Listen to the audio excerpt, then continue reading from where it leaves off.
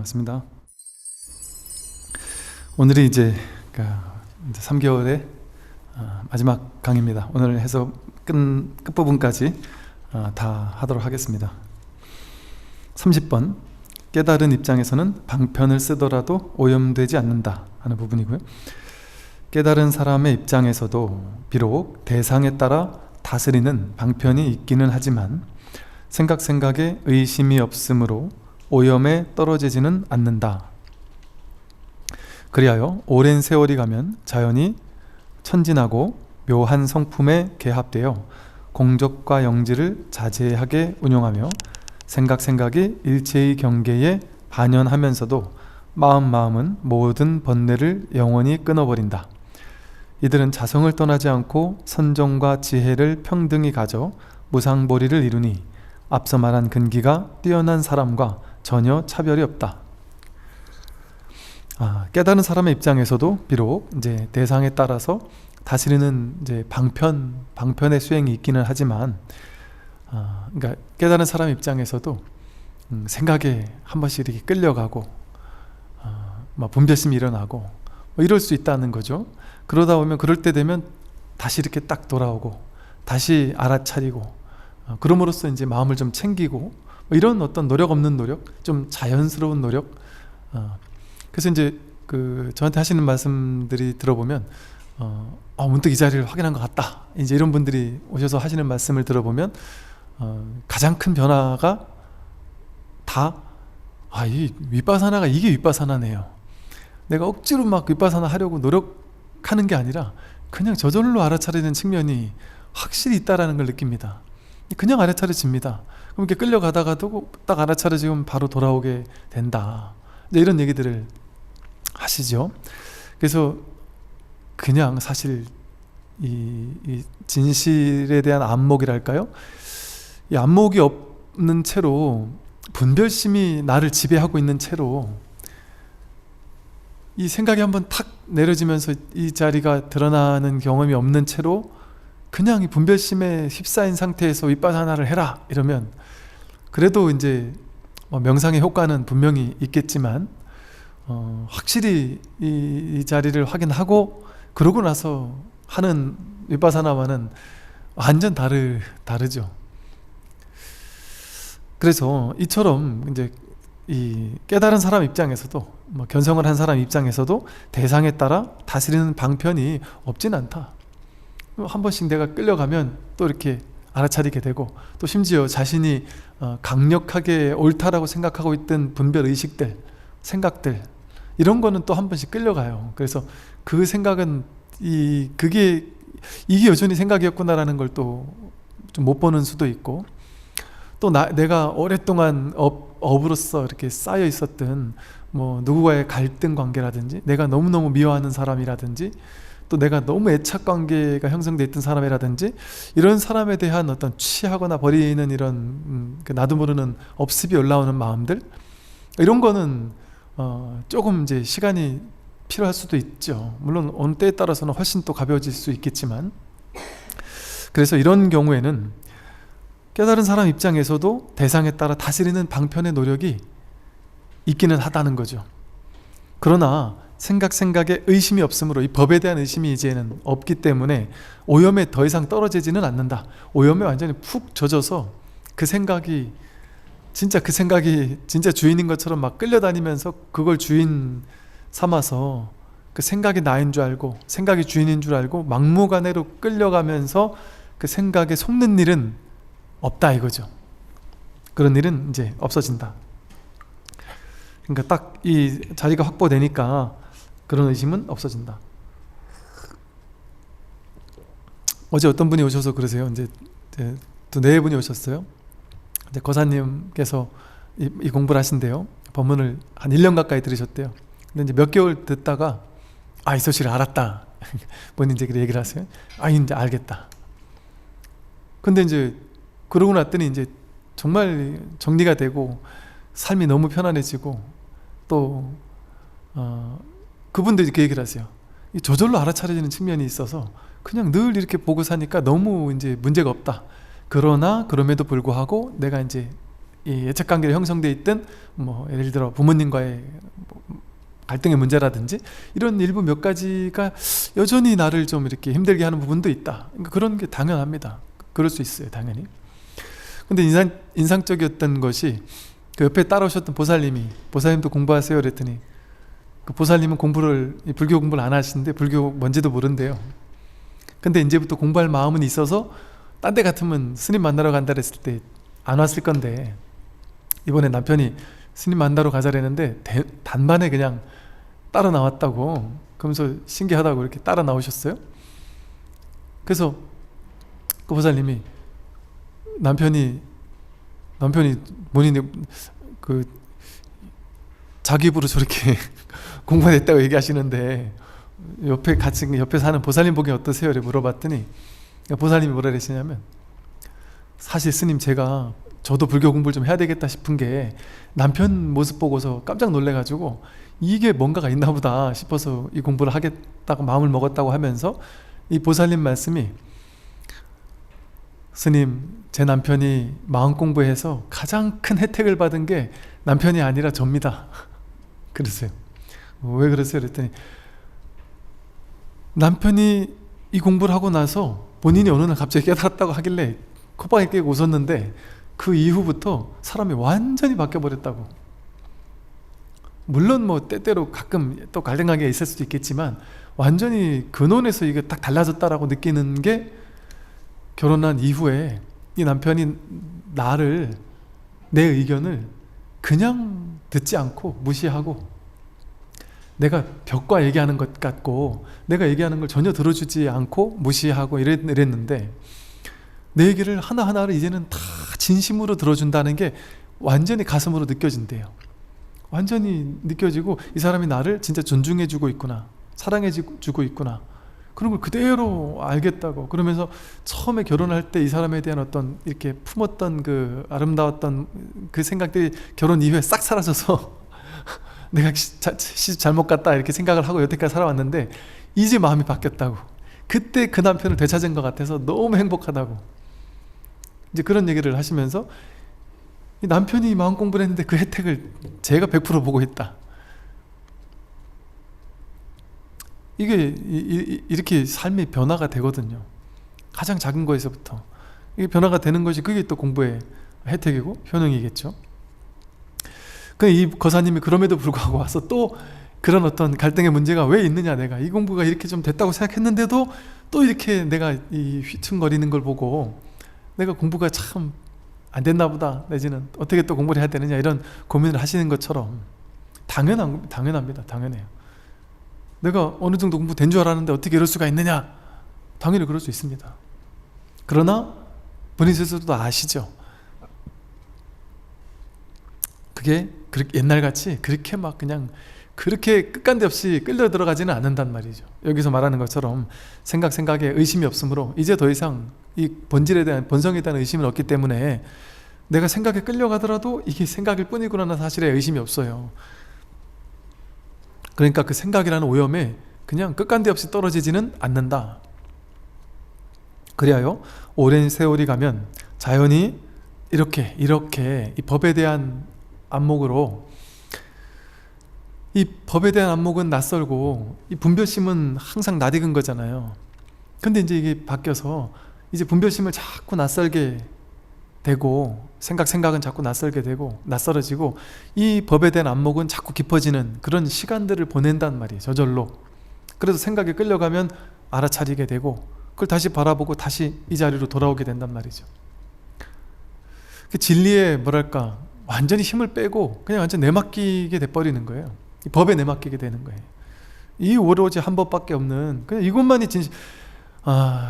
그냥 삶에서 검증하면 할수록, 삶을 살면서 할수록, 보면 볼수록 점점 더 분별심은 진짜 허망하구나, 이 허망한 세계, 인연 따라 생기고 사라지는 것들은 전부 다 허망하구라는 게 점점 더 명확해지고, 여기 내가 목맬 게 없구나라는 게 너무나 명확해지고, 또 진짜 진실한 건 이 법의 자리, 마음 자리 하나밖에 없구나라는 게 너무나도 더 이상 의심의 여지가 없어지기 시작한단 말이죠. 점점 이렇게 안착이 되기 시작한다. 그러다 보니까 그래도 오랜 세월이 필요하다. 뭐 보통 선오르게 보면 갓난 아기가 이제 막 견성한 건 갓난 아기 같아서, 갓 태어난 것 같아서, 갓난 아기가 성인의 몸으로 되려면 못해도 20년은 걸리잖아요. 육조 해능 스님도 산에서 그 어디에요, 가서 한동안을 안 나오고 계셨잖아요. 그런 것처럼 꽤 오랜 세월이 필요하다. 그리하여 오랜 세월이 가면 자연히, 그러니까 시간을 보내는 것이 공부란 말이죠. 근데 그 시간을 보내면서는 자꾸 왔다 갔다 하는 느낌, 자기가 자꾸 또 끌려가는 느낌, 내가 깨달은 게 확실한가? 자꾸 문득문득 의심이 될 수도 있단 말이에요. 그러나 그 문득문득 그러지만 다시 돌아올 어떤 힘이 확보가 되어 있습니다. 그래서 자연스럽게 세월이 오래 가면 자연히 천진하고 묘한 성품에 괴합이 된다. 그래서 이제 처음에 딱 견성한 그 순간을 해오처라 그래. 해오. 이게 어찌 보면 이게 참 좋은 말 같아요. 그러니까 쉽게 말해, 견성했다 이러면은 오해 소지가 너무 커요. 요즘에 견성이란 말은 너무 오염돼 있어서 우리 공부하는 사람들끼리는 견성했다 이래도 막 그런가 보다 이렇게 그냥 우리 치고 넘어가지만, 이 전통적인 불교 분위기에서 내가 견성했다 이러면 욕먹기 딱 좋거든요. 견성은 뭐 그야말로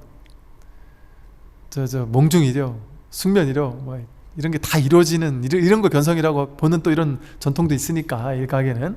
그러다 보니까 견성이라면 너무 어마어마하게 생각이 돼서 오히려 이게 이렇게 쉽게 견성된다고 하면은 외도라고 생각하기 쉬워요.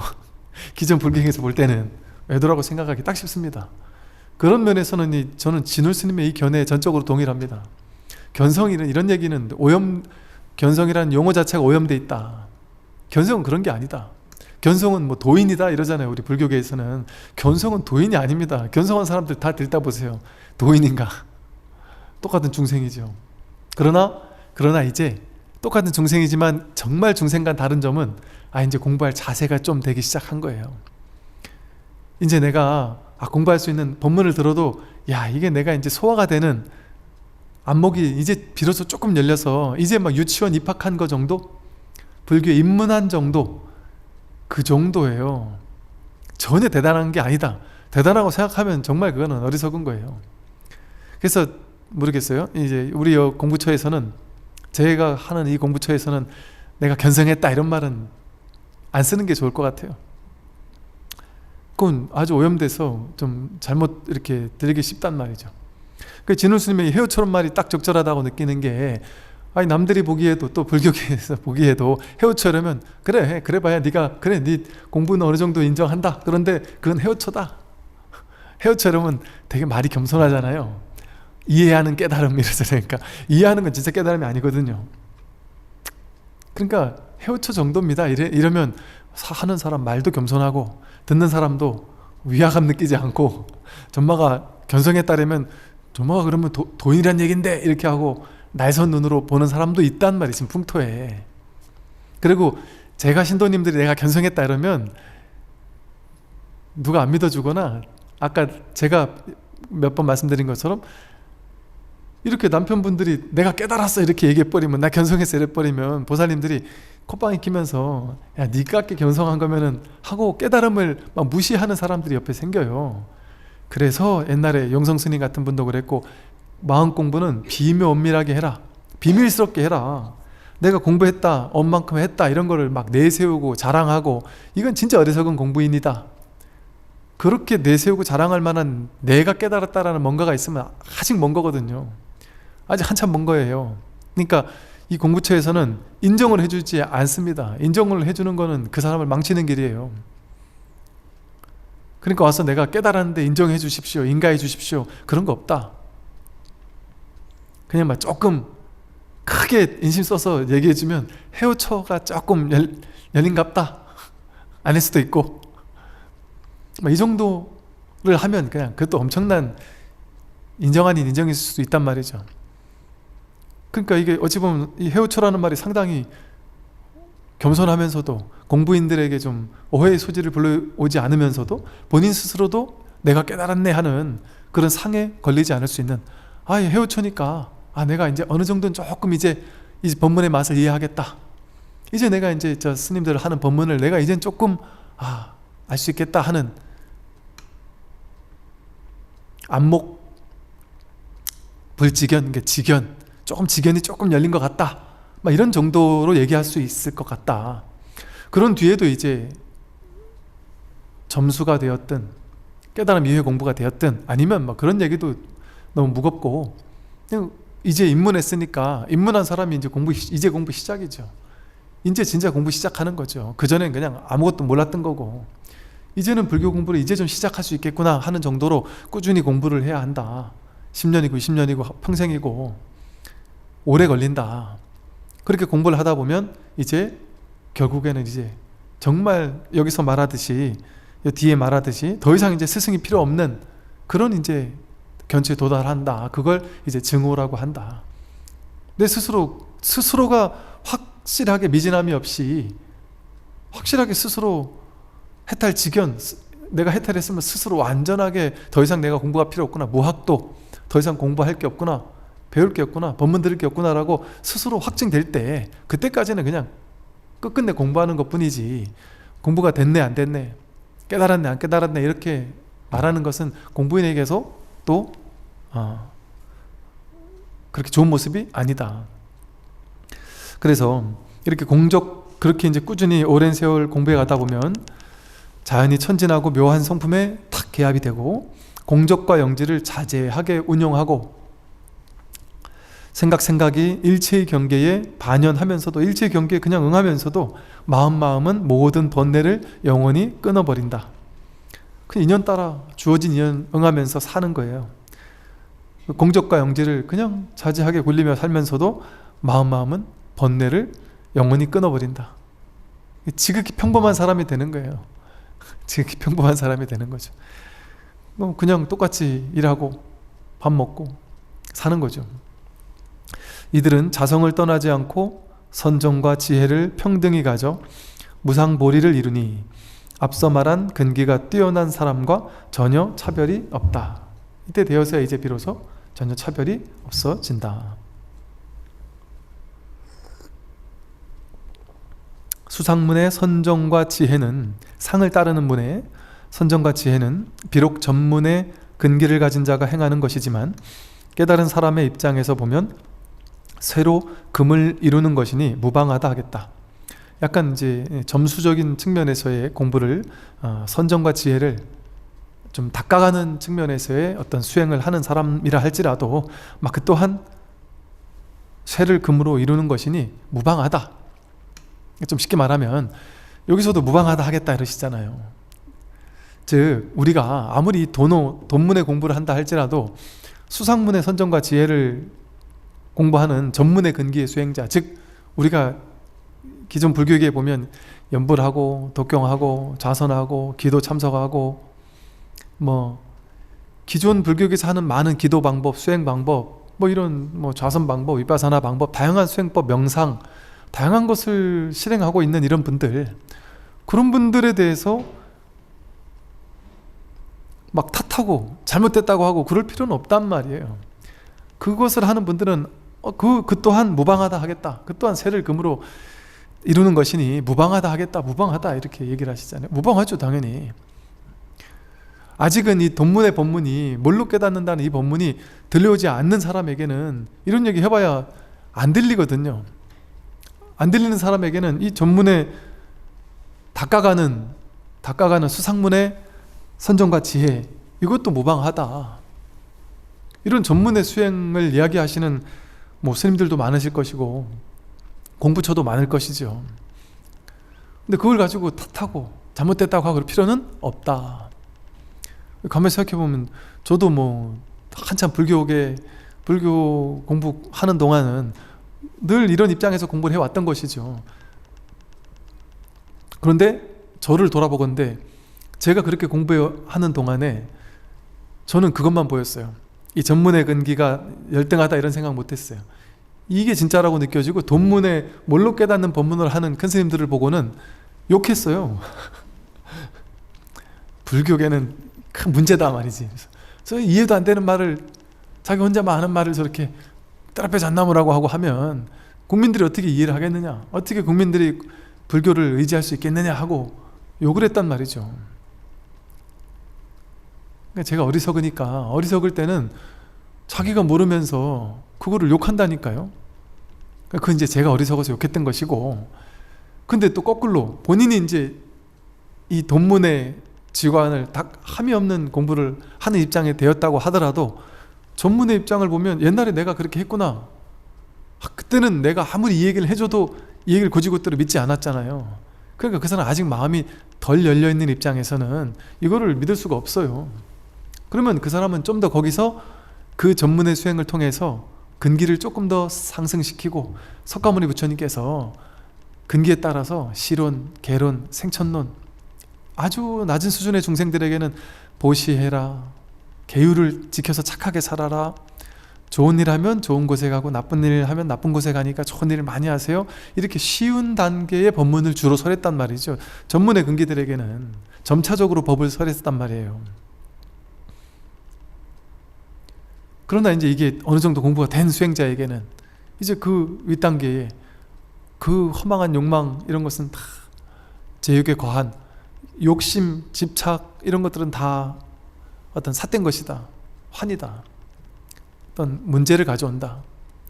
출리의 공덕, 이 출리심을 일으켜서 출세간의 마음을 일으켜서 이 깨달음의 마음을 내고, 그래서 고진멸도 사성제를 닦아가는 이런 식으로 단계별 가르침을 설하셨단 말이죠. 그래서 완전히 결함에서 소멸하는 가르침은 맨 마지막에 딱 설하셨단 말이에요. 사성제는. 그런 것처럼 이런 전문의 근기의 수행자의 방식은 무방하다 하겠다. 석가모니 부처님도 무방하다고 하셨고, 석가모니 부처님도 제가 신도님들에게는 처음 절에 와서 아무것도 잘 모르는 제가 신도님들에게는 쉬운 것부터 가르치셨어요. 그러니까 석가모니 부처님은 처음부터 끝까지 계속 사성제만 설하지 않았단 말이에요. 괴로움 이 얘기만 하지 않으셨단 말이에요. 자상하게 남편에게는 아내한테 어떻게 해라, 아내한테 남편에게 어떻게 하세요, 경영자에게는 밑에 부하 직원들한테 어떻게 하시고, 부하 직원은 윗사람을 어떻게 모시고 하면서 일을 하십시오, 이런 것까지, 임금은 나라 어떻게 다스리고 장자들은 회사 경영을 어떻게 하고, 이런 쉬운 이야기까지 윤리도덕적인 계율에 이르기까지 그런 쉬운 근기에 따라서 다양한 설법을 종횡무진 설하셨단 말이죠. 그런 걸 통해서 일체 중생들이 조금씩 단계적으로 성숙하게 만들어서 이제 어느 정도 근기가 무르익었을 때 이제 사성제 법문을 딱 하셨단 말이에요. 그러니까 다양한 법문을 적재적소에 쓰실 수가 있으셨죠. 그러니까 불법이 이렇게 많은 사람들에게 전해질 수 있었고, 지금까지 우리 2500년이 지난 지금까지 우리가 이 공부를 하게 될 수 있었던 것이죠.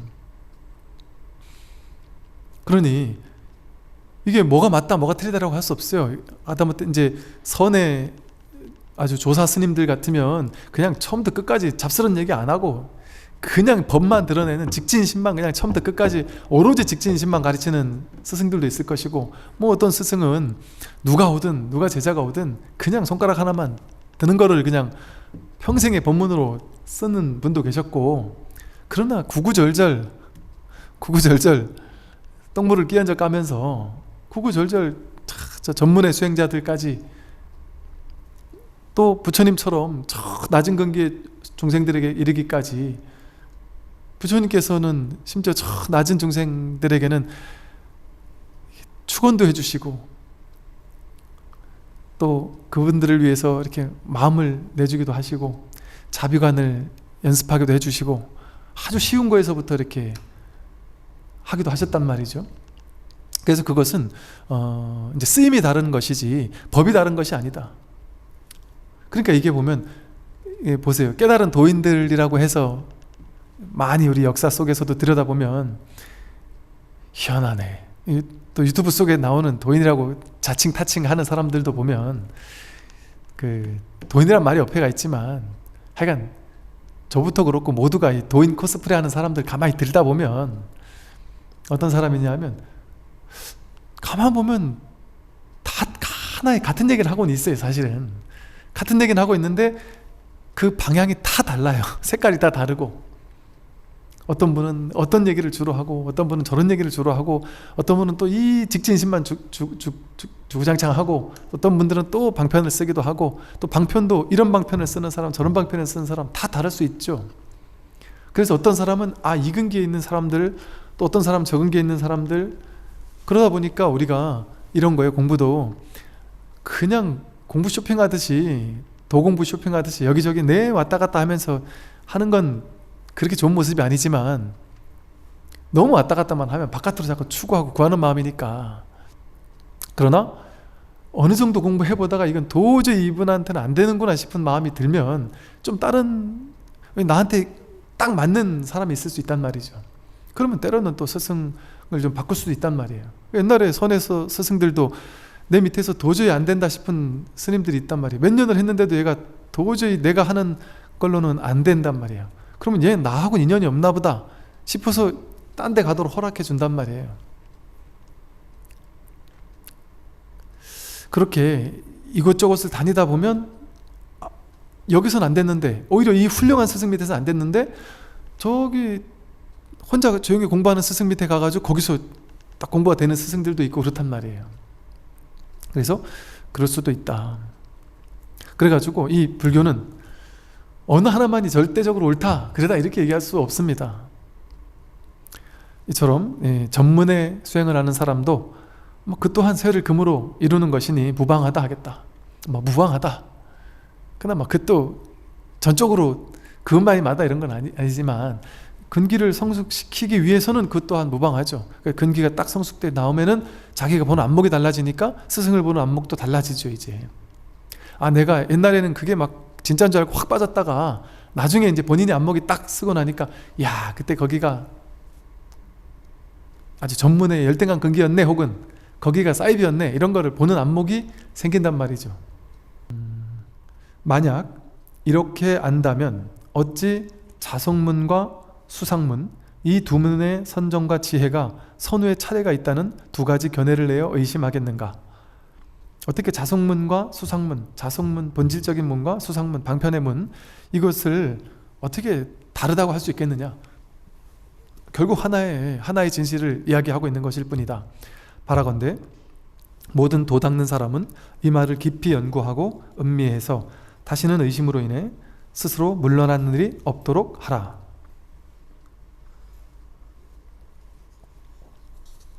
다음은 31번 근본에 개합하는 위없는 깨달음입니다. 만약 장부의 뜻을 가지고 위없는 깨달음, 무상보리를 구하는 사람이라면 자기 마음을 저버리고 어떻게 하겠는가? 자기 마음을 저버린다면 어찌 무상보리를 구하는 사람이라 하겠느냐? 결국 문자에 집착하지 말고 바른 참뜻을 깨달아서 낱낱이 자기에게 돌아가 근본 종지에 개합해야 한다. 문자에만 집착하지 말고 문자가 가리키는 바의 낙처가 무엇인지, 스승이 하는 말에 쫓아가지 말고 말을 쥐고 법문의 내용을 한 구절을 딱 따가지고 그 구절만을 막 취해서 막 써붙여 놓고 굳이 그럴 필요도 없는 거예요. 그거는 그 말에 내가 마음에 드는 말 하나를 취하는 거잖아요. 그 문자에 취할 필요가 없다. 그냥 법문은 그냥 이렇게 들을 때 듣고 그것이 말하는 낙처가 뭔지를 탁 소화시켰으면 그걸로 끝이지, 그걸로 막 취할 필요도 없다. 그래서 문자에도 집착하지 말고 바른 참뜻, 그 법문의 참뜻이 뭔지를 깨달아서 낱낱이 자기에게 돌아가. 늘 자기에게로 돌아가는 거예요. 자기에게로 돌아가서 근본 종지에 개합해야 한다. 근본, 이 가르침, 이 종교가, 이 가르침이 가리키고 있는 그 종지, 참된 종지가 무엇이냐, 근본의 가르침이 무엇이냐, 여기에 개합해야 한다.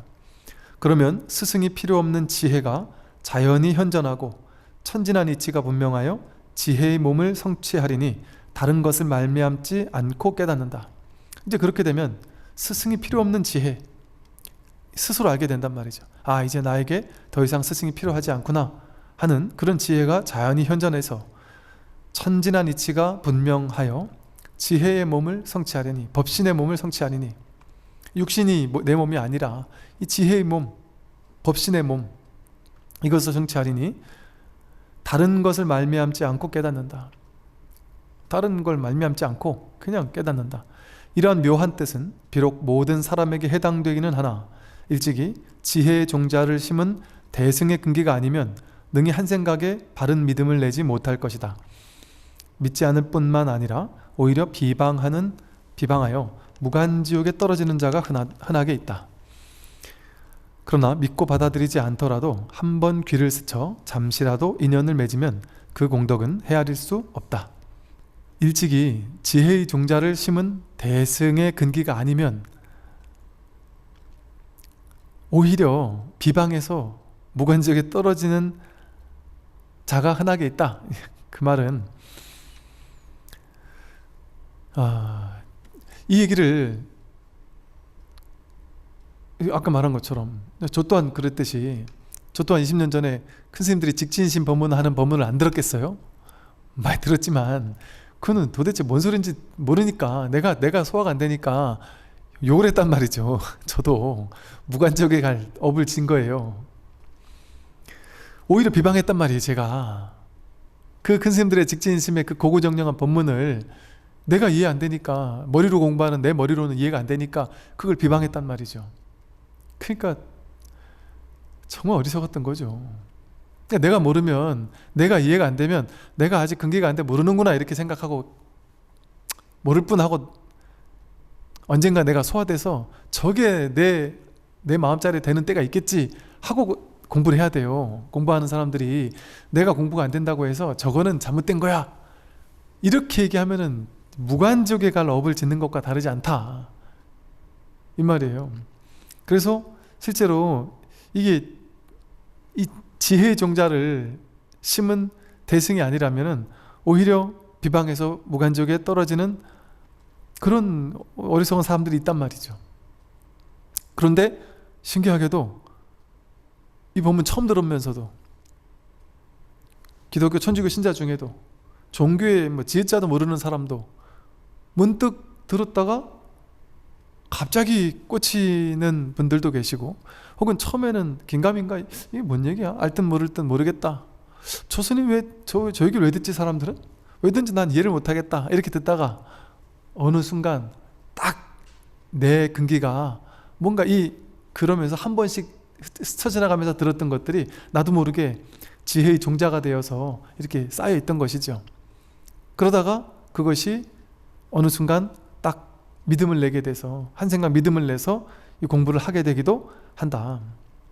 그래서 믿고, 이게 지금 이 법문을 듣고 믿어지지도 않고 이 공부를 하겠다는 발심도 안 된다는 사람이 있다 할지라도, 그저 믿고 받아들이지 않더라도 한 번 스쳐 잠시라도 인연을 맺으면, 이 법문과 잠시라도 인연을 맺기만 해도 그 공덕은 헤아릴 수 없다.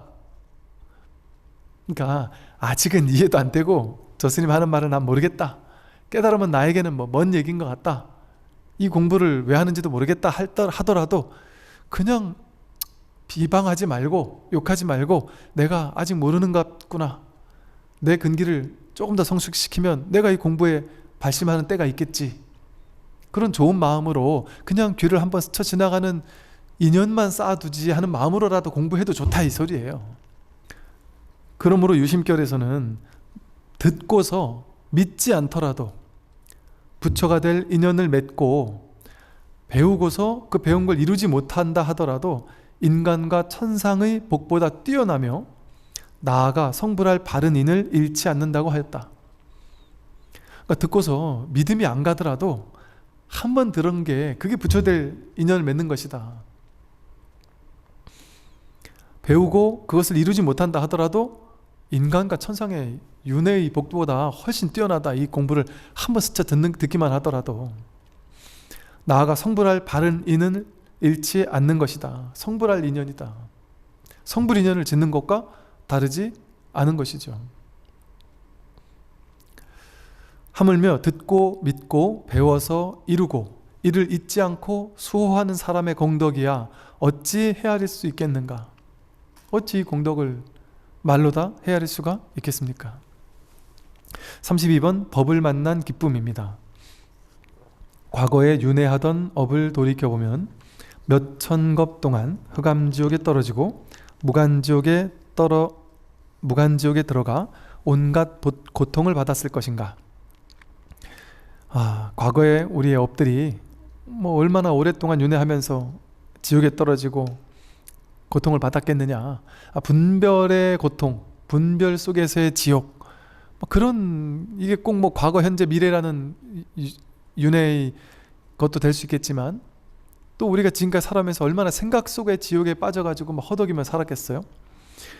또 불도를 구하고자 해도 선지식을 만나지 못하여 얼마나 오랜 겁을 어리석음에 빠져든 채 깨닫지 못하여 많은 악업을 지었을 것인가. 정말 불도를 구하고자 했으나 선지식을 만나지 못하여 얼마나 오랜 세월을 어리석음에 빠져든 채 깨닫지 못하면서 많은 악업을 지었을 것인가. 얼마나 많이 그랬어요. 참 저도 많이 그랬던 것 같아요. 때때로 한 번씩 생각해보면 나도 모르는 사이에 한숨이 절로 나오는데 어찌 방일하여 지난날의 재앙을 다시 받겠는가. 이 진울스님, 요 당시 진울스님이 이 수신교를 쓸 때가 한 40대 한 중반 이쯤이 됐을 거라고 이렇게 보통 예상을 해요. 이렇게 좀 약간 외람된 말이겠지만 이 진울스님의 수신교를 읽어보면 참 진짜 이게 정말 내 말을 하는 것 같다, 내지는 정말 그렇구나 하는 이 거기에 끄덕여지는, 진짜 이 당시 이 옛날에 지금같이 우리처럼 초현대식 교육을 받은 것도 아닐 것이고 한데, 그때는 경전도 별로 없을 것이고 이랬을 것인데도 불구하고 이때도 이렇게 이 공부를 이렇게 해서 이 같은 이 공부를 이렇게 공명할 수 있는 이런 공부를 한 스님이 계셨다라는 게 놀랍습니다. 정말 너무 놀랍습니다. 참 진울 스님은 제가 너무나도 이렇게 존경심과 이렇게 애정이 가는 것이, 이 진울 스님, 저도 어찌 보면 옛날에는 이게 약간의 어찌 보면 좀 컴플렉스고 어찌 보면 이게 이제 오히려 저를 살렸던 것일 수도 있는데, 쉽게 말해 정통파가 아니란 말이에요. 진울 스님도 혼자 공부했다 그래. 혼자 이 책 저 책 보고 하면서 아둥바둥 스승 없이 홀로 공부하다가 깨쳤다 그래요. 근데 어찌 보면 저도 전통 강원을 나오지 않았어요. 전통 강원에서 나오지 않았고 그냥 해봐야 그 동국대 불교학과에서 현대식 교육 그런 정도는 받았지만 전통 강원은 나오지 않았고, 그 시간에 어찌 보면 이제 그 아웃사이더처럼 군에 가서 군 장병들과 뒹굴면서 이렇게 있었죠. 그러다 보니까 어찌 보면 이제 그 중심부에 들어가서 있었던 게 아니라 한 발짝 떨어져서 그냥 내 공부를 이렇게 할 수 있었다 보니까 오히려 이제 그 공부 틀 속에 갇히지 않을 수 있는 계기가 될 수 있었던 것도 아닌가 하는 생각도 들긴 들어요.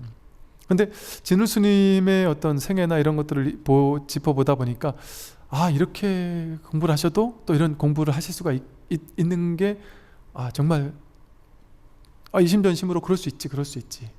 이걸 증명해 준 분들이 이렇게 계셨구나. 역사 속에서도 이런 것들을 보면서 되게 참 이렇게 행복했달까, 참 좋았던, 든든했던, 그리고 참 감사했던 그런 기억들이 있습니다. 진짜 때때로 한 번씩 생각해 보면 나도 모르는 사이에 긴 한숨이 절로 나온단 말이에요. 지금 이렇게 인간으로 태어나 만물의 영장이 되어 진리의 길을 닦는데 어둡지 않게 되었으니 누가 다시 나로 하여금 이렇게 해주겠는가. 누가 어떻게 다시 이렇게 이럴 수 있을까요? 참 어떻게 이런 길을 갈 수가 있었을까요? 진짜 어느 생에 어떻게 태어난들 이 공부를 이렇게 만날 수 있었을까요?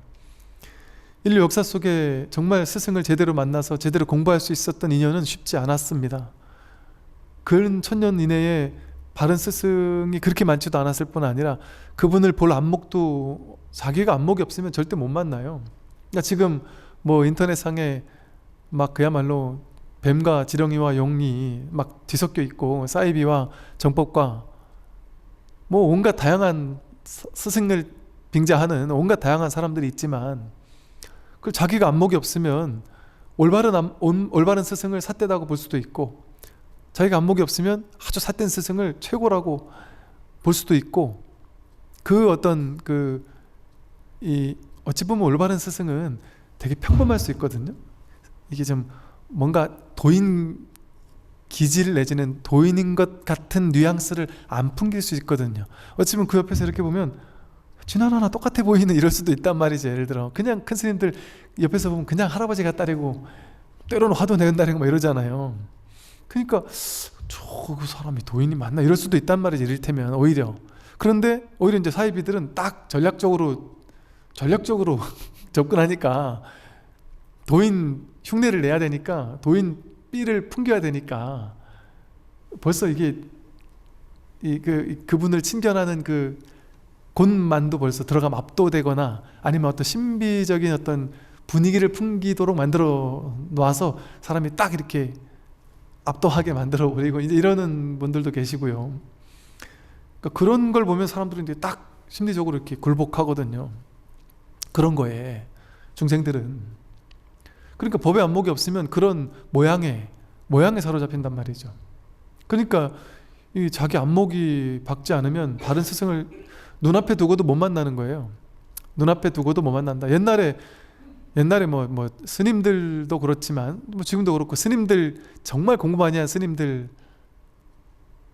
산속에 혼자 공부하는 스님, 이 절은 아무도 안 온다고 제일 많을 때가 한 3-4명, 너댓 명 온다 이렇게 얘기하는 스님도 계시고요. 맨날 이 공부만 얘기하는데 누가 오겠나, 내 이해는 간다 이러면서 공부하는 스님도 계시고, 또 옛날 그 제가 선지식들 중에도 보면은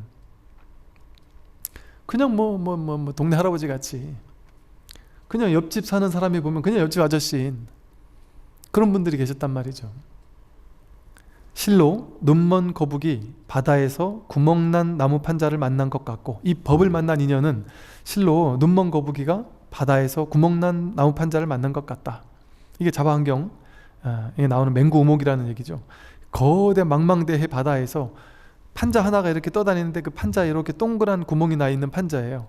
근데 거북이 한 마리가, 그것도 눈먼 거북이가 정말 오랜만에 가끔 한 번씩 바다 위로 이렇게 고개를 한 번씩 이렇게 내밀어서 내민단 말이에요. 근데 이 망망대해 그 넓은 바다에서 가끔 한 번씩 눈이 멀었으니까 그 판자에 목을 내밀어야지 의도도 못해요. 그냥 우연히 고개를 내밀었는데 이게 나무 판자에 목을 탁 맞게 들어갈 인연은 얼마나 힘든 인연이겠어요.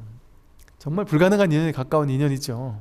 그러니까 이 법을 만난 인연은 맹구우목이다. 이거는 그 누구도 만나기 힘든, 정말 만나기 어려운 불법 난득이라고 하죠. 정말 만나기 어려운 인연이다. 또 작은 겨자씨를 던져서 바늘에 꽂힌 것과 같으니, 이건 이제 섬계 투침이라고 해요. 작은 겨자씨가 던져서 바늘에 딱 꽂히는 것과 같은, 하늘에서 뚝 던져가지고 그게 그 겨자씨가 작은 바늘에 꽂힌다는 게 가능이나 하겠어요? 그런 인연처럼 쉽지 않은 인연이다, 이 공부를 만나는 것은. 그런데 그 다행스럽고 경사스러움을 어찌 말로 다 하겠는가? 정말 이 다행스러움, 이 경사스러움을 어떻게 말로 다 할 수 있을까? 진짜 한숨을 쉬면서 가만히 생각해 보면 정말 감사한 인연이구나. 이 부처님 법 만난 것은, 이 진실을 만난 것은 정말 귀한 인연이구나, 이런 생각이 듭니다. 내가 이제 스스로 퇴굴심을 내거나 게으름을 부려 항상 뒤로 미루다가 잠깐 사이에 목숨을 잃으면 악도에 떨어져 온갖 고통을 받을 것이다. 그때 가서는 아무리 한 구절 불법을 들어서 믿고 이해하고 받아지녀서 고통을 면하고자 해도 다시 회복할 수가 없다. 위태로운 때에 임박해서는 후회한들 아무 소용이 없다. 원컨대 모든 수도하는 사람들은 방일하지 않고 탐욕과 음욕에 집착하지 않고 머리에 불이 붙은 듯이 불 끄듯이 살피고 돌아보는 것을 잊지 말라. 이렇게 어렵게 이 진리를 만났으니 이게 얼마나 귀한 것인 줄을 알아서 스스로 알아야 될 것인데, 어찌 스스로 퇴굴심을 내거나 게으른 마음을 내거나 자꾸 뒤로 미루거나 그럴 수가 있겠느냐. 그렇게 하게 되면 나도 모르는 사이에 언제 죽음이 내 눈앞에 올지 알 수 없는데, 그러다가 그냥 죽어서 악도에 떨어져 고통을 받으면 얼마나 억울하겠냐. 이렇게 만난 게 귀한데 내가 어떻게 이렇게 만날 수 있었을까가 정말 신기할 정도로 고마운 지경인데, 이때 기회를 놓치고 그냥 게으름을 피우면 되겠느냐 이거예요. 그러면 그냥 바로 또 지옥에 떨어질 텐데, 그때 가서는 아무리 한 구절 불법을 듣고 싶어도 들을 수가 없다 이러죠. 그래서 이제 경전에 그런 얘기 나와요. 지옥에 가면 한 몇백 년을 저 구리 샘물에 둑 빠졌다가 막 숨이 막혀서 죽을 것 같을 때쯤, 오랫동안 빠져 있다가 숨이 막혀서 죽을 것 같을 때쯤 되면은 잠깐 숨만 죽지만 않게, 괜히 계속 고통을 받아야 되니까 잠깐 고개만 싹 내렸다가 또 숨만 하면 바로 또 잡아 내려간다는 그래요. 그러면 그때 이 지옥에 빠져있는 이 중생이 그 괴로운 와중에도 내가 부처님 법문을 더 들을 걸, 부처님 법문 한 글자라도 내가 되새길 걸 하는 마음으로 그 고통을 받다가 잠깐 올라가서 숨을 쉬는 그 한숨 돌리는 그 쉬는 시간, 잠깐 그 사이에 부처님 경전 한 구절이라도 더 외우고 싶어서, 반야바라밀 한마디라도 하고 싶어서 반야바라밀 하고 싶은데 반 하면은 한 글자도 못 해가지고 반 하는데 또 끌려 내려간단 말이에요. 그러니까 법문 한 글자도 못 듣고 또 끌려 내려간다. 근데 지금은 맘만 먹으면 한 글자가 뭐예요? 1시간 2시간이고 마음껏 이 법문 속에 빠져들 수 있는 이 귀한 인연이잖아요. 그러니 그 얼마나 귀한 인연이겠어요? 그런 식으로 경전에서 이렇게 표현을 해놓은 거죠. 이 귀하다는 것을.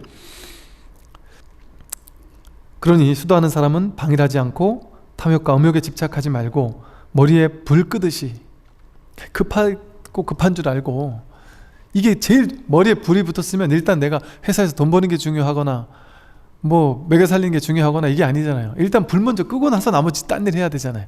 그러니까 일단은 불이 붙었으면 아무리 중요한 일이 있어도 뭐 1000억이 달린 일이 있어요. 그럼 그 일 먼저 하겠어요? 불부터 끄겠어요? 불부터 꺼야죠. 그러니까 이 불 끄는 심정으로, 즉 이게 제일 중요한 일이다, 이게 1번 가는 일이잖아요. 일단 불 끄고 나서 딴 일 해야죠. 배고파도 배고픈 게 없어요. 불이 붙었을 때는 일단 불부터 끄고 나서 밥을 먹어야 되니까. 그러니 그 어떤 일보다 가장 중차대한, 가장 급한 첫 번째 중요한 공부인 줄 알아야 한다. 그런 마음으로 공부를 해야 이 공부가 익어가는 거죠. 그래서 불 끄는 심정으로 마음을 살피고 돌아보는 것을 잊지 말라. 덧없는 세월은 신속하여, 몸은 덧없는 세월은 신속하게 지나간다. 너무 빨리 지나가서 몸은 아침 이슬 같고 목숨은 지는 해와 같으니 비록 오늘 살아있다 해도 내일을 보장하기 어렵다. 간절히 마음에 새기고 간절히 마음에 새겨라. 33번 이제 최상승 법문 만났을 때 깨달으라 하는 부분입니다. 이 부분이 이제 하여간 전체적으로 이제 결론 삼아 말씀하는 이제 어떤 결론하는 부분이에요. 세상의 유의선에 의지하더라도, 즉 유의 조작, 만들어내는 선은 이제 선불교할 때 선이 아니라 선악할 때 선이죠. 유의선, 즉 선을 갈고 닦아서 선행을 많이 하고 막 복 짓는 걸 막 쌓고 쌓아서 열심히 복을 지어야지 하고 막 선을 쌓고 쌓더라도, 세상에서는 유의 선에 의지하더라도 사막도의 고통을 면해요. 복 많이 지으면 착한 데 갑니다. 좋은 결과를 받아요. 많이 보시하고 베풀면 복을 받아요. 또 천상과 인간에 태어납니다. 천상과 인간에 태어나는 과보를 얻어서 온갖 즐거움을 누립니다.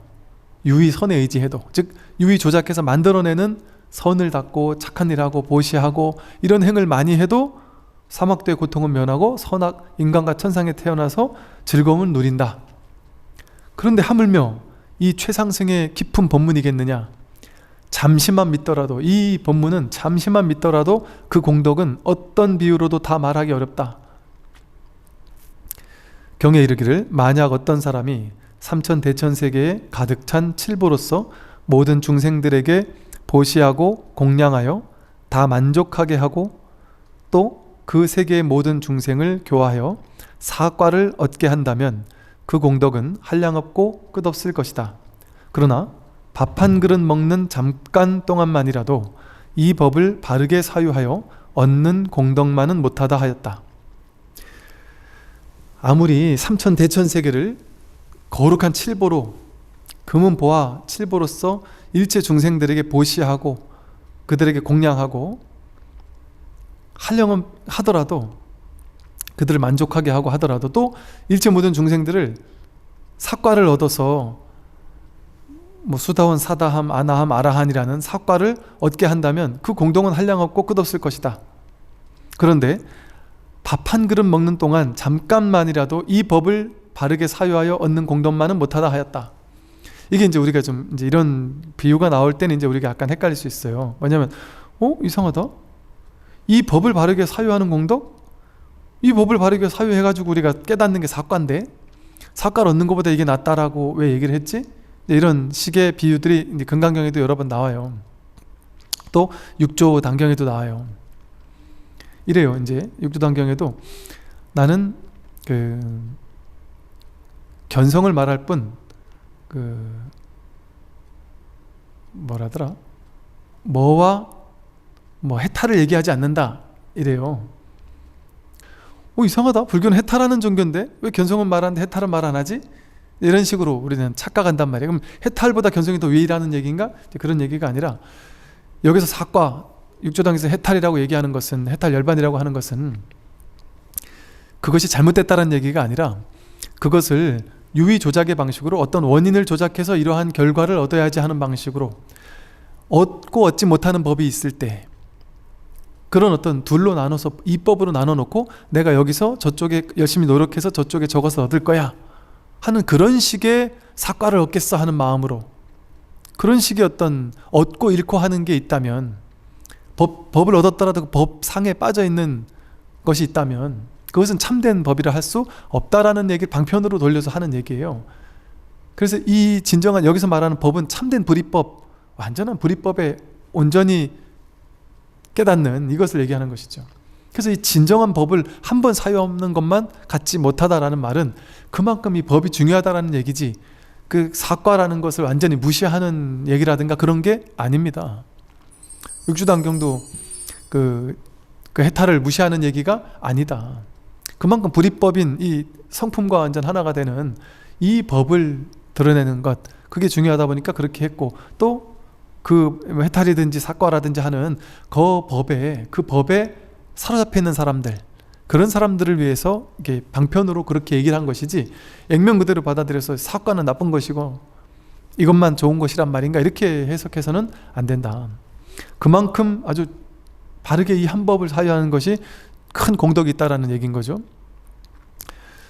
그러므로 우리의 이 법문이 가장 높고 귀하여 다른 어떤 공덕에도 견줄 수 없음을 알아야 한다. 그러므로 경에 말하기를 한 생각 깨끗한 마음이 바로 도량이니 겐지스강의 모래수와 같은 칠보탑을 만드는 것보다 훌륭하다. 칠보탑은 마침내 부서져 티끌이 되지만 한 생각 깨끗한 마음은 정각을 이룬다 하였다. 한 생각 일으켜 이 마음을 일으켜서 발심하는 그 공덕이 가장 귀하다.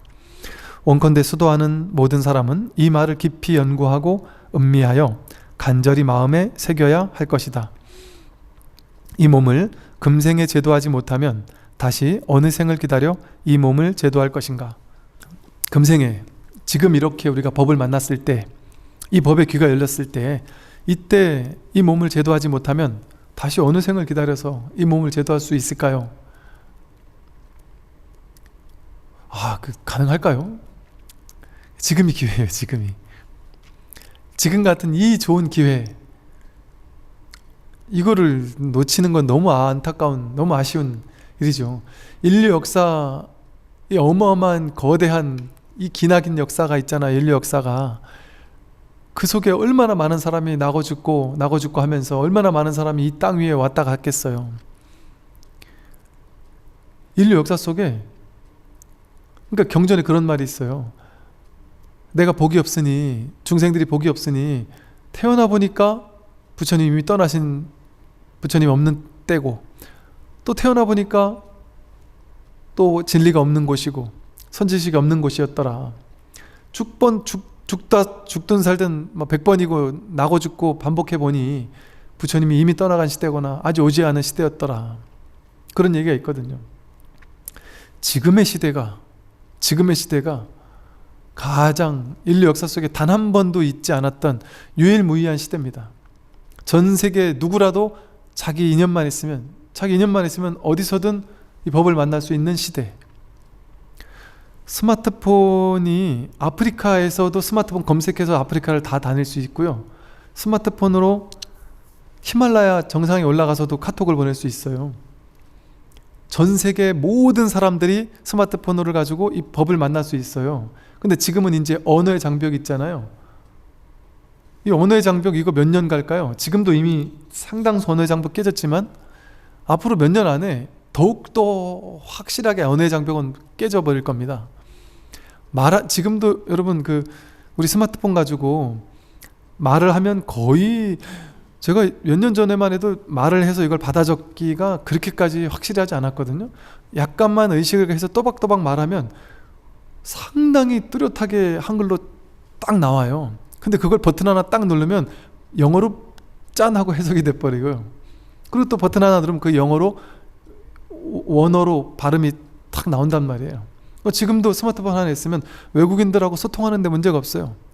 내가 우리나라 말 이렇게 해서 영어 버튼 눌러서 그 사람 주면 그 사람에게 바로 영어로 가니까. 근데 이제 유튜브 같은 것도 이를테면 전 세계 모든 언어로 버튼만 하나 누르면 제가 하는 한글로 하는 이야기가 그냥 그 나라 언어로 점점 더 정교하게, 이게 이제 AI 같은 것들이 막 발전하면서 이 사람이 하는 말이나 어투나 이런 것까지 막 이렇게 조합을 해서 더 완벽함에 가까운 식으로 언어로 변환해 줄 수도 있어요. 그럼 언어 장벽이 깨지는 시대가 돼버립니다. 머지않아. 그래 돼버리면 정말 아프리카에 있는 오지에 있는 사람들이 깨닫는다니까요. 불교를 믿고 안 믿고 전혀 상관없어요. 이게 그냥 저는 편의상 부처님, 불성, 불법 만난 공덕 이렇게 얘기했지만 이게 뭔 불법이에요. 부처님이 먼저 가신 분이시니까 우리가 그렇게 붙이는 거지. 이건 불교라는 종교에 가둘 수 있는 뭔가가 아니죠. 삶의 진실이죠. 누구나 이걸 알고 가야 되는 진실이죠. 그럼 이 진실을 아프리카 오지에 있는 사람도 깨달을 수 있다니까요. 아프리카 오지에도 이제 스마트폰이 보급이 되면, 언어가 이제 장벽이 무너지면 이거 금방 보급되지 않을까요? 그러니 이 금생에 이 법을 만난 게 인류 역사 속에 단 한 번도 있지 않았던 기회예요, 기회. 근데 저는 이제 앞으로 5년, 10년? 스마트폰이 10년 안에 이렇게까지 확 퍼진 거거든요.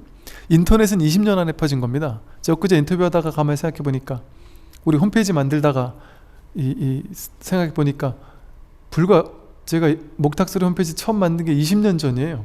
근데 그때만 해도 불교계에 홈페이지를 만든 적이 없었어요. 본사급들이 서서히 홈페이지를 하나씩 만들기 시작하던 때였어요. 그러니까 20년 전만 해도 홈페이지가 거의 없었을 때잖아요. 10년 전만 해도 스마트폰이 없었고. 이게 10년에 한 번씩 막 확확 바뀌잖아요. 앞으로의 10년 후 어떻게 될까요? 제가 말한 게 그대로 구현되어 있지 않을까요? 언어 장벽 다 무너지고 이 법이 전 세계 누구에게라도 금방 열려있는, 그러니까 이제 인연만 있으면 누구든 만날 수 있는 거예요. 그러니까 이런 놀라운 시대, 이미 지금 그 놀라운 시대가 와 있고 앞으로는 점점 더 가파르게 오게 될 이 놀라운 시대에, 이 시대에 이 몸을 제도하지 않으면 다시 어느 생을 기다려 이런 시대를 어떻게 기다려서 이 몸을 제도할 거예요. 뭐 이것도 방편의 얘기지만, 시간이 따로 없다라는 그런 얘기지만, 옛날에 어떤 스님이 이제 이런 얘기를 한 적이 있어요. 윤회는 지금 죽고 나면 2021년에 죽고 나면 2022년에 윤회하는 게 아니다. 예를 들면 방편으로 말하면 2021년에 죽었는데 1900년도에 윤회할 수도 태어날 수도 있다. 뭐 이런 식의 얘기를 한 스님이 계셨어요. 그게 이제 시간이 따로 없다라는 이제 그런 식의 어떤 방편인 거예요. 그런 방편으로 들어보더라도 지금 이 귀한, 내가 법을 만난 이 귀한 이 인연을 놓친다는 거는 인류 역사 속에 단 한 번밖에 없는 이 놀라운 시대를 놓치는 거예요. 내가 죽으면 2022년에 다시 태어나서 더 좋은 시대에서 더 공부 많이 하겠죠. 그 자기 생각이죠.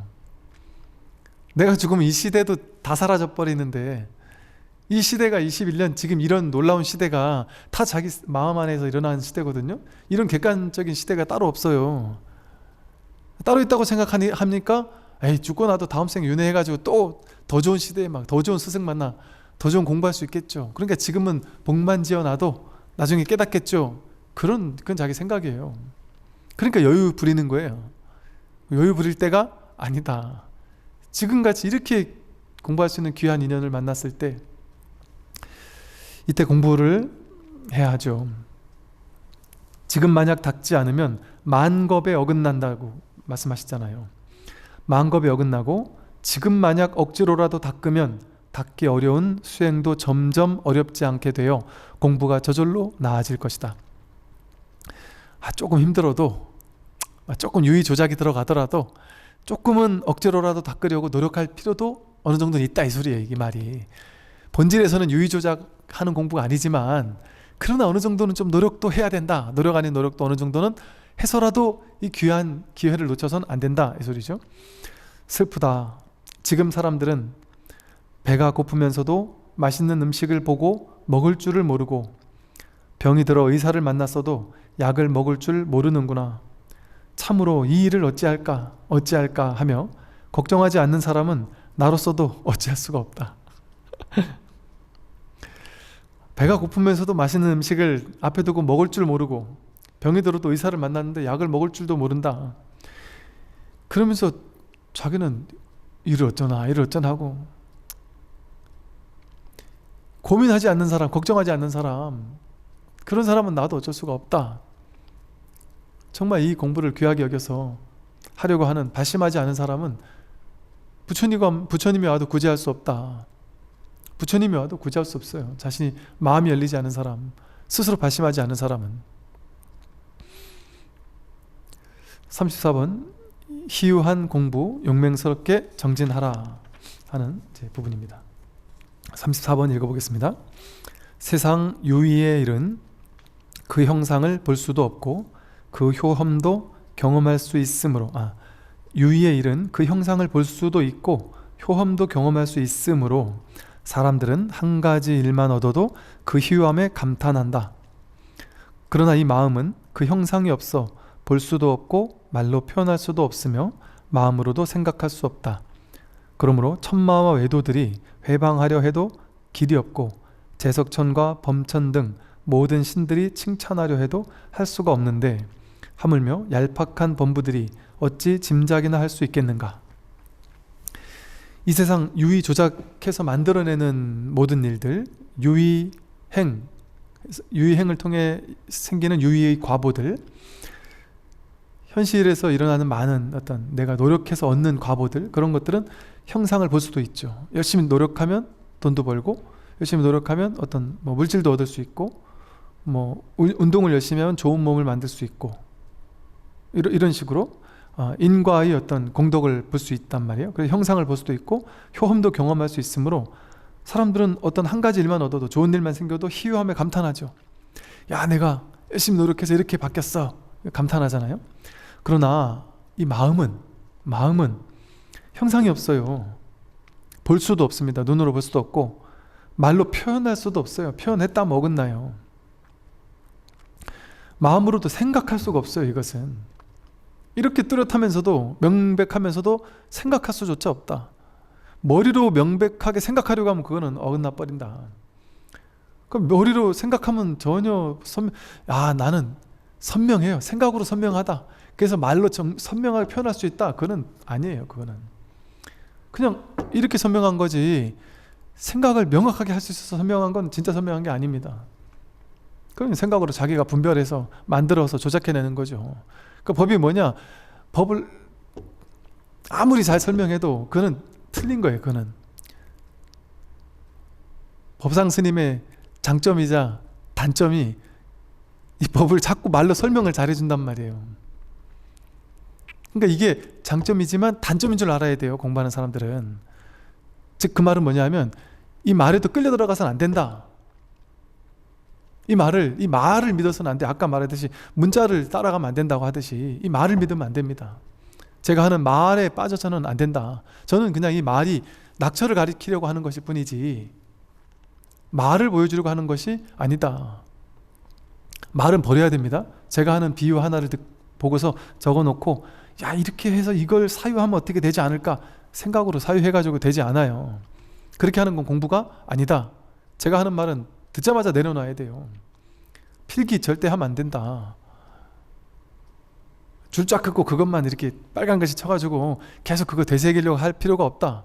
듣고 그냥 흘려버리면 돼요. 물론 이렇게 줄 긋고 막 쓰고 하더라도 제가 뭐라 그러진 않아요. 그것도 자신 인연이니까. 예.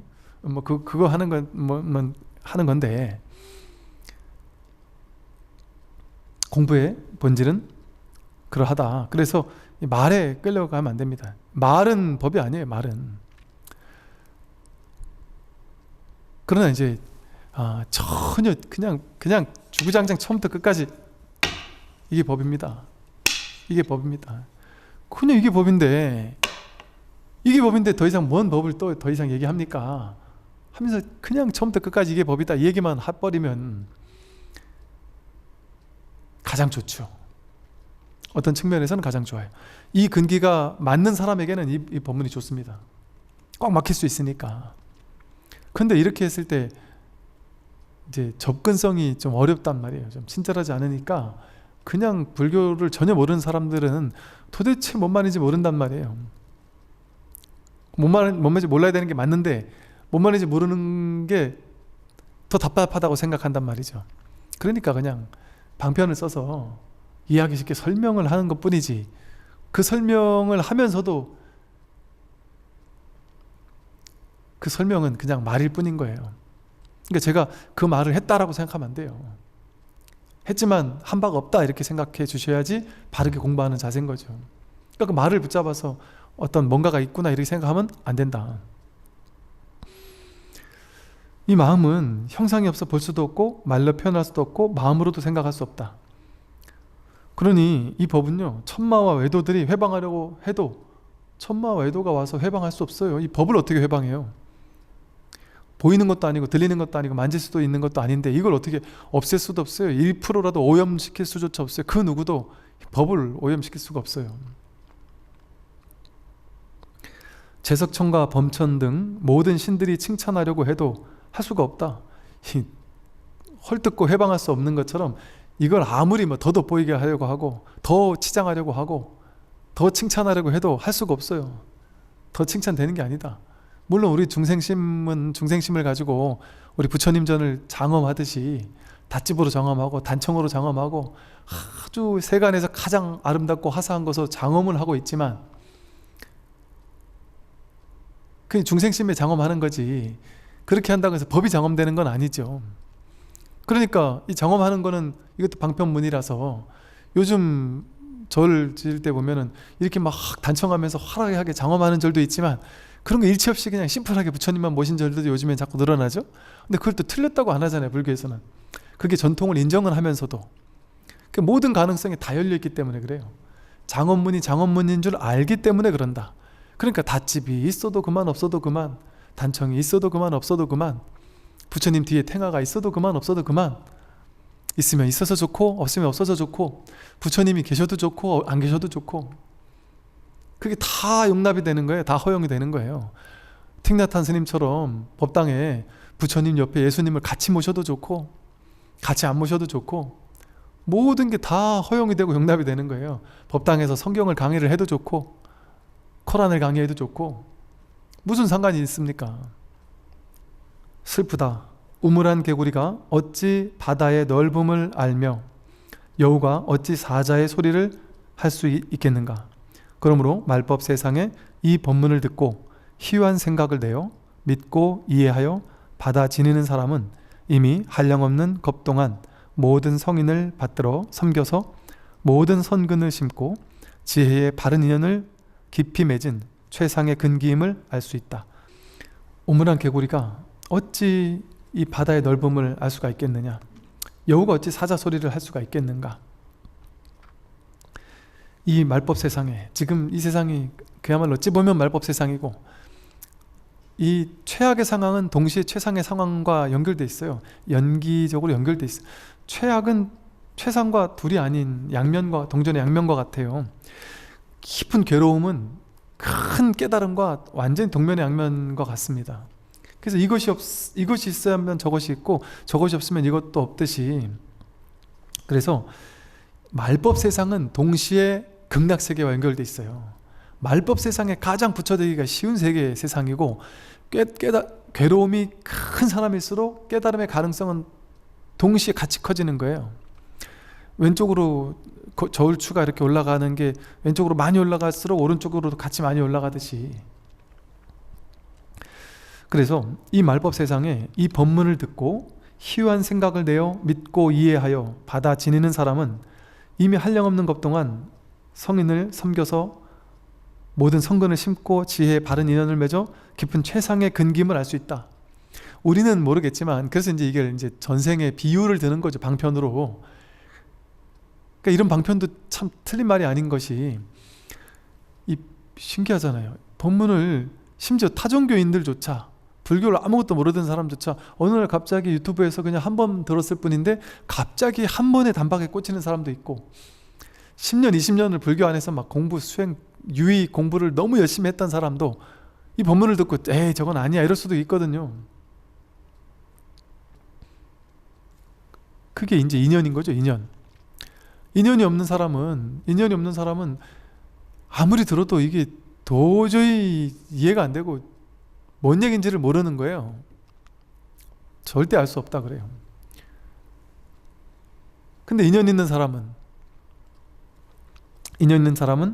그야말로 한량없는 겁 동안 부처님과 성근을 심은 사람들이다. 그러므로 금강경에 이 글귀에 능히 신심을 내는 사람은 이미 한량없는 부처님의 처소에서 모든 선근을 심은 것이다. 여기에 신심을 내는 사람은 한량없는 부처님 처소에 이미 선근을 심어놓은 사람들이다. 이 본문을 듣는 사람들은, 그러니까 이게 이 본문을 한번 듣기만 하더라도, 우리가 한 사람을 쓰기만 해도 500생의 인연이라고 하듯이, 이 본문을 듣고 환희심을 낼 수 있는 사람은 진짜 수없이 많은 생 동안 부처님과 인연을 심어놓은 사람이니까 이게 가능하다는 거죠. 그리고 우리가 얼마나 대견한 사람들이에요. 내가 얼마나 다행스러운 사람인 거예요. 그런데 이 대견하고 이 다행스러움을 조금 공부하다가 금방 내건지고 깨름을 피우면서 다시 이제 세상사 재미난 것들 너무 많으니까 글로 이제 또 마음이 간단 말이에요. 일로 마음이 돌아오지 않고. 그러니까 세상사에 잠깐 왔다 갔다 할 수는 있겠으나, 그건 그거대로 열심히 하긴 해야 되겠으나, 2번인 줄 알고 그냥 그거대로 내가 죽지 않을 만큼 하는 거죠. 쉽게 말해. 돈 버는 일 이런 거 내가 할 수 있는 최선을 다해서 하되, 내가 진짜 중요한 문제는 이 문제잖아요. 이거는 불교가 중요하다고 얘기하는 게 아니에요. 내가 죽고 사는 문제가 제일 중요한 일이잖아요. 내가 괴로움을 안고 살 거냐, 괴로움을 해결하고 살 거냐, 이게 제일 중요한 문제잖아요. 이 문제를 풀고 가야 되겠다라는 발심을 해야 한다. 또 이 법은 대승의 마음을 낸 사람과 최상승의 마음을 낸 사람을 위해서 설한다고 하였다. 그러니까 이 공부는, 이건 아무에게나 설할 수 있는 공부가 아니다. 대승, 막 혼자만 어떻게 깨닫겠다, 막 이런 나라는 아상, 에고에 잠겨있는 사람에게 이 법문은 들어가지가 않는다. 또 최상승에, 내가 정말 이 생사와 대적해서 내가 이 괴로움의 문제를 완전히 끊어버리겠다 하는 최상승의 마음을 낸 사람, 그런 사람에게 설하는 것이다. 원컨대 도를 구하는 사람은 겁내거나 약한 마음을 내지 말고 부디 용맹스러운 마음을 내어야 한다. 도를 구하는 사람은 겁낼 필요가 없다. 뭘 겁내겠어요. 내가 이 공부를 하는 이 지중한 인연을 만나서 이 공부를 하면 됐지, 나머지 뭐 내가 죽거나 어떻게 되겠느냐, 늙고 병들면 어떻게 되겠느냐, 나중에 경제적으로 어떻게 되면 어떻게 되겠느냐, 몸에 병이 나면 어떻게 되겠느냐, 뭐 이런 것들, 생겨나고 사라지는 것들에 대한, 분별된 것들에 대한, 분별되는 대상에 대한 것들, 즉 바다와 파도의 비유처럼 파도에 대해서야 뭐 겁낼 게 없단 말이에요. 파도가 크게 치든 작게 치든 늘 크게 친다 바다고 작게 쳐도 바다이듯이 늘 한결같은 이 법 하나뿐이라는 사실에 딱 마음이 뿌리 내리고 있다면 뭘 겁낼 게 있겠어요, 이 세상에. 내가 이 바다가 분별로 따라가면 나는 인생이 좋을 수도 있고 나쁠 수도 있잖아요. 몸은 아플 수도 있고 안 아플 수도 있어요. 살 수도 있고 죽을 수도 있어요. 인생을 잘 풀릴 수도 있고 나쁘게 풀릴 수도 있고 사람들에게 욕먹을 수도 있고 칭찬받을 수도 있어요. 근데 그건 모양이잖아요, 모양. 왔다 가는 거잖아요, 왔다 가는 모양. 왔다 가는 모양에 끌려다니면서 살 필요가 있느냐. 이 모양은 그냥 왔다 가는 거지. 모양이 어떤 것이 오더라도 그게 올 때 온 줄 알고 갈 때 가는 줄 아는, 여기서 늘 그것을 보고 있는 이것이 진짜 진정한 어떤 나의 본래 면목이지. 이 본래 면목 자리에 있으면 모든 것은 그냥 이 본래 면목이라는 바다 위에 왔다 가는 파도와 같은 것들이란 말이죠. 영화의 스크린 위에 아니면 TV 브라운관 위에 뉴스도 나오고 나쁜 뉴스 좋은 뉴스 다 나오고 멜로 드라마도 나오고 폭력 영화도 나오고 그 모든 삶의 스토리가 좋았다 나빴다 펼쳐지지만 그 브라운관은 그냥 늘 한결같은 브라운관이듯이 이 마음 바탕 위에 생멸법이라고 하는 세상에 온갖 잡다한 일들이 왔다 갈 뿐이잖아요. 왔다 가는 세상사 인연에 뭐하러 우리가 일희일비하면서 그럴 필요가 뭐가 있느냐. 절대 거기에 오염되지 않는 이 브라운관이라고 하는 바탕, 마음의 본바탕, 심지 자기 마음 땅이라는 이 마음의 본래 본바탕의 마음이 늘 한결같이 화면에서 전쟁이 나도 폭탄이 터져도 절대 1%도 오염되지 않는 이 본마음, 그게 진정한 난데 그 현생에 드러난 껍데기에 쫓아다닐 필요가 있겠느냐. 그건 허망한 것이다. 도를 구하는 사람은 겁내거나 약한 마음을 내지 말고 부디 용맹스러운 마음을 내어야 한다. 아주 용맹스러운 마음으로 내가 이 법 하나, 이것이 진실이니까 그냥 이 하나에 정말 용맹스러운 마음으로 강한 발심으로 그리고 공부를 해야 한다. 오랜 겁 동안 얼마나 선근 인연을 심었는지를 알 수 없기 때문이다. 여러분이 내가 얼만큼 선근 인연이 있는지 모르잖아요. 우리가 내가 지금 당장, 쉽게 말하면 지금 당장 공부하다가 탁 변화가 올 수도 있고 내가 붙여댈 인연을 금생에 만날 수 있단 말이에요. 왜 쉽게 자기가 단정지어서 나는 복이 없어서, 나는 불법과 인연이 없어서 그럴 수 있는 인연이 없어 라고 왜 스스로 자기가 생각으로 그렇게 규정짓는 걸 통해서 나를 제한해요? 자기가 생각으로 제한해버리면 자기가 그 제한에 갇혀요. 자기가 만들어 놓은 제한이라는 틀에 자기 스스로 갇히는 거예요. 무승자박, 자승자박으로. 그러니까 그런 생각이 없으면 내가 복이 있는 사람이다 라는 것도 생각일 뿐이에요. 복이 없는 사람이다 라는 것도 생각일 뿐이에요. 불법 인연이 있는 사람이다 없는 사람이다 다 생각일 뿐이에요. 내가 지금 단박에 깨칠 수 있는 사람이다 없는 사람이다 그 다 자기 생각이에요. 왜 난 안 되나 이것도 생각일 뿐이에요. 안 되나 하는 그 마음만 없으면 이미 돼 있어요. 그러니 그 분별에 끄달려갈 것이 아니다. 만약 수승한 법을 믿지 않고 스스로 못났다고 하면서 어렵다는 생각을 내어 금생에 닿지 않으면 이 수승한 법을 믿지 않고 이미 법이 딱 나에게도 드러나 있다라는 이 진실을 믿지 않고 스스로 못났다고 하면서 어렵다는 생각을 내어 금생에 닿지 않으면 비록 과거에 지은 선근이 있다 하더라도 지금 그것을 끊어버리는 것이 되므로 더욱 어려워지고 점점 멀어질 뿐이다. 점점 멀어질 뿐이다.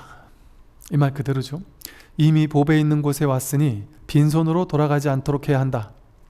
이 법에 있는 곳에 이미 왔으니까 빈손으로 돌아가지 않도록 하십시오. 한번 사람의 몸을 입으면 만겁에 회복하기 어려우니 부디 조심하도록 하라. 한번 사람의 몸을 잃어버리면 어렵게 이렇게 인신난득 그렇게 사람 몸 받아 태어나기 어렵다고 하는데 아까 맹구우목 조갑상토 섬개투침이라고 하듯이 그렇게 인간 몸 받아 태어나기 어려운데도 불구하고 막 수천 년 수만 년을 기다려서 표를 뽑아 기다렸다가 어렵게 당첨돼서 인간계에 왔고, 거기서도 불법을 만날 수 있는 그 어려운 관문을 뚫고 불법을 만났는데, 한번 사람의 몸을 잃으면 만겁에 회복하기 어렵다는 거예요. 만겁에 회복하기 어려울 수도 있다. 그러니 부디 조심하도록 해라. 지금밖에 기회가 없다는 마음으로 해야지 되지. 야, 내가 다음 생에 태어나 또 하면 되지, 이런 마음 가지면은 공부 안 된다 이 소리예요. 그래서 배수진을 치고 해야 된다 이런 얘기를 하죠. 배수진을 치고 하면 하늘 정도의 마음을 가지면 공부 안 될 수가 없다.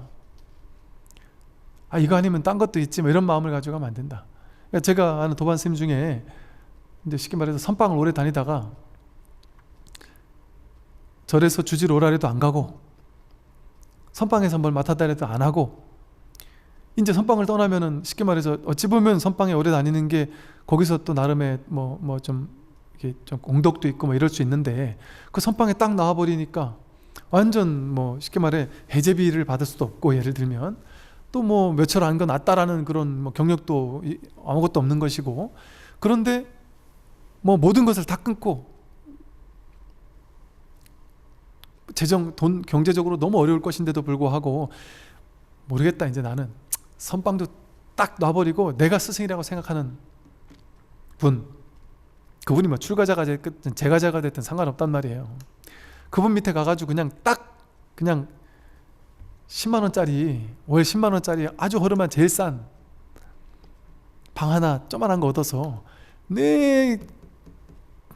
그분 옆에서 법문만 듣겠다 하고 다른 모든 연락이 모든 걸 다 끊어버렸다. 그냥 최소한의 먹는 건 먹으면서 그냥 말 그대로 배수진을 치면서, 이러다가 다시 나가면은 그 당시는 한참 여기저기 주지도 오라고 막 했는데, 이렇게 내가 한 5년 10년 보내고 나면 나중에 가면은 쉽게 말해서 어디 주지로 가거나 이럴 수도 못할 수도 있겠지만, 그런 거 필요 없다, 그런 거 상관없다 하고 완전 배수진을 치고 그냥 난 공부밖에 없다 하는 마음으로 공부를 하는 스님이 계신단 말이죠.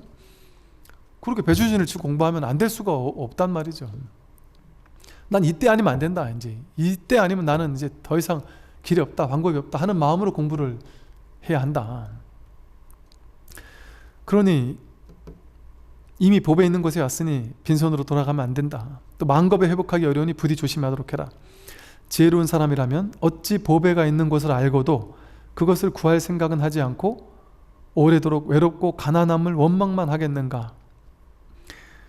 지혜로운 사람이라면 이 법에 있는 것을 알고도 그것을 구할 생각은 하지 않고 자기 신세 한탄하면서 자기 외롭다고 가난하다고 마음이 가난하다고 원망만 하면서 평생을 살겠느냐. 만약 보배를 얻으려거든 그 가죽 주머니를 놓아버려라. 이 몸뚱이 살리려는 마음, 나를 살리는 이 에고 아상을 매겨 살리려는 마음, 그 에고 그걸 살리려는 마음, 그걸 놓아버려라. 그걸 놓아버릴 때 이 법신이 드러난다. 그 아상을 놓아버릴 때 법신이 드러난다. 육신을 놓아버릴 때, 오온을 놓아버릴 때, 오치오는 진짜 내가 아니라는 사실을 완전 탁 놓아버릴 때, 그때 그러니까 몸도 돌보지 말고 공부해라 이 소리죠. 저 집안에 있는 말처럼 이 공부하는 사람은 자기 몸 돌보지 않고 해야 한다, 이런 말도 있듯이, 그래서 그 가죽 주머니를 놓아버려라. 나라는 상, 내 한 몸 먹여 살리고 내 한 몸 어떻게 살고 이번 생 어떻게 살고 막 그런 것을 놓아버리려는 그런 어떤 철두철미한 이런 마음을 가지고 아주 진실되고 진지하고 어떤 좀 진중함, 이런 어떤 그 마음으로 이 공부를 한다면 안 될 리가 없다 하는 마음으로 이 수심결을 마감하고 있습니다. 이렇게 이제 3개월 동안 그 진울 스님의 이제 수심결을 이렇게 봤는데요. 저도 이렇게 제가 혼자 공부하고 이렇게 하다가 이제 강의한 것은 또 이번에 처음이었는데, 이렇게 강의를 하면서 다시금 또 한번 이렇게 보다 보니까 참 정말 너무나 이게 좋은 책이구나, 또 이런 생각이 들고, 또 이제 진울 스님의 또 안목도 이렇게 우리가 좀 보다 이렇게 볼 수 있는 계기가 되었던 것 같아요. 우리가 이제 공부인들이 또 이게 계속 인터넷에 올라가 있으니까 또 한번 꾸준히 보시면서 공부에 또 작은 도움이 되실 수 있었다면 좋을 것 같습니다. 이제 다음 주는 이제 빨간 날이죠. 월요일이 한 주 좀 쉬고 이제 그 다음 주부터 6주 단경을 이제 다시 강의를 이제 하게 되겠고요. 지금 아마 거리두기가 계속 어떻게 될지 몰라서 아직 뭐 확정을 안 하셨다 그러더라고요. 그래서 이걸 뭐 실제로 오셔서 들으실 분들을 접수를 받을 건지 아니면 지금처럼 그냥 안 받고, 왜냐면 또 괜히 접수 받았다가 와서 듣다가 또 나중에 또 거리두기 단계가 상향돼서 또 못 오거나 이러면 또 다시 환불해 드리고 이런 번잡한 일들이 있을 수도 있어서 뭐 그건 이제 여기 주최 측에서 알아서 하실 것 같고, 뭐 어떻게 되든 어쨌든 그 다다음 주부터 이제 뭐 6주 단계형 강의를 하면서 인터넷에 계속 유튜브로 또 헬로티비를 통해서 올라가고 또 제 목탁스를 통해서도 올라갈 예정이니까 또 꾸준히 공부하는데 작은 도움이 되면 좋겠다는 생각이 듭니다. 그동안 3개월 동안 이렇게 함께 공부해 주신 모든 분들께 감사드립니다. 성불하십시오.